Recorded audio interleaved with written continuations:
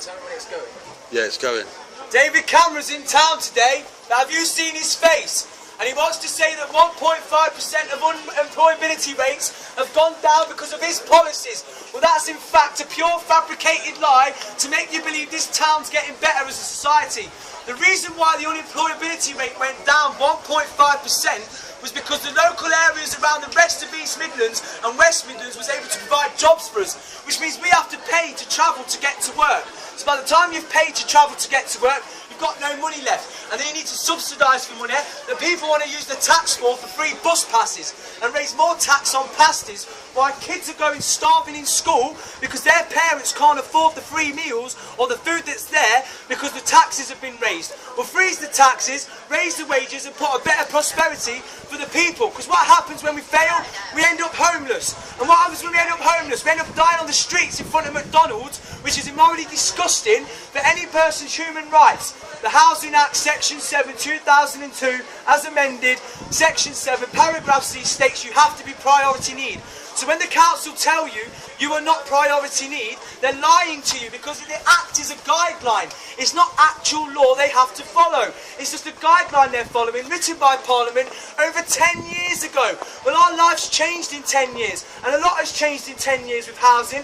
We can build high-rise flats where the houses are being disused for the students to live in, because they're paying £70 a week in shared housing that people who are seeking accommodation could live for. When they bug off 2 years' time with their nice qualifications and go down to London with their high-end jobs, sat at a computer making the money shift around. And where that money is it coming from? 68 million injected into society. Where did it go? HSBC. Who has just been put for tax fraud evasion, which is against the law? HSBC. So where did your money go, people? Why should I have to sit on the street and tell people that it's wrong when you can clearly see it's disgusting where the money is being used in society? The Tories want the 110,000 rich elite to be in tax evasion and be happy. You know what I'm saying, people? There's 64 million people in the UK, man, and they really want to help 110,000. That means that 1% of the UK isn't even the 1% of the world anymore. So who is the real 99 population? It's me, it's her, it's him, it's you, it's you, it's you, and it's all you. And only you can show care and compassion to it. Take away the rights and wrongs of homelessness. Take the immoral rights and wrongs of a person away and put them aside and show care and compassion to make a better system in society. So we don't have to run to the council. We don't have to run to social services, but it's the people helping the people. We don't even have a proper council no more. We're run by parish councils of all the villages that have to say about this town. And what do they care about? Flowers in bloom, with the best flowers of hanging baskets.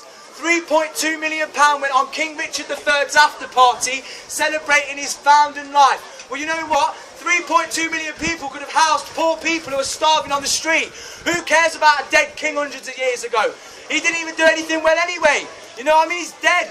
And there's people now alive suffering mentally, capabilities are going out of the window because the services have been abused, they're immoral and they're wrong. So when David Cameron wants to show his face around here and answer to these problems, then vote for Tories. But now he's not showing his face. Don't believe the lies. Raise the blooming wages, freeze taxes and stop homelessness. We have a human right and it should be fighted for now. And I'm just sick to death of people not having to live all this way and get away with it, for the Tories to be telling us that we can do this and we can do that, and then you can't even remember what they were telling you in the first place because they lied to you. The things that they first said they were going to do for this country, you can't remember because they didn't keep it in power. They didn't keep their policies in order. There are people going to war, fighting for this country, which ain't our fight. It's the rich people's fight. These people are fighting for rich people because they're peed off about what they're doing in their country. Well, we do stick our nose into other countries because of the rights, but they want to care about the aid and concern of other people in other countries. But what about the aid and concern for the war heroes who come back homeless because they're on pension schemes? They don't fight for their rights when they go to the council, don't fight for the rights in the job centre, they're left to die on the cold, hard streets. When you are cold every day to the bone, your body will start to administrate how really easy it is to die, how really easy is it to survive. But you won't survive if you don't eat, but being cold on the street is even worse. His mentally capabilities are flying right out the window. He's degrading himself. He's morally justifying why he's living on the street, when really the moral justification of him being on the street is down to us. We're the moral justification of homelessness, by showing care and compassion and putting aside the rights and wrongs of what people actually do, because we're still a person at the end of the day. We can still rob, we can still steal, we can drink, we can take drugs, but we still need somewhere to live. We still need to fight. And the rights of the people, they're there in the first place because they've been let down by society. It was not initially their fault as a person for the decisions that they've caused to make. It's because of the situation they've been put in. A catalyst of events that have made their lives so severe that they felt like they need to take drugs to take the pain away. There are people who have lost loved ones and gone to drugs. Nice, normal people. And they've gone to drugs and been put on the streets like common rats. Well, this is disgusting now. Because I knew a guy who was a drunk and he wanted help. And he wasn't given the right satisfactory help for his individual needs, that he ended up dead on the street. And I'm not seeing anybody else die, and neither should all you lot. So let's get this better system going to fight for the rights of the people and show real justice. Get a better system where we don't have to go to the council and we can help all the services that are better for our town. We don't want millions of pounds spent on flowers. We want millions of pounds put on a night shelter. We want a centre for more people to go to. John Storer House is not enough for the elderly. They need more activities to make their life productive for the years that they have lived on earth.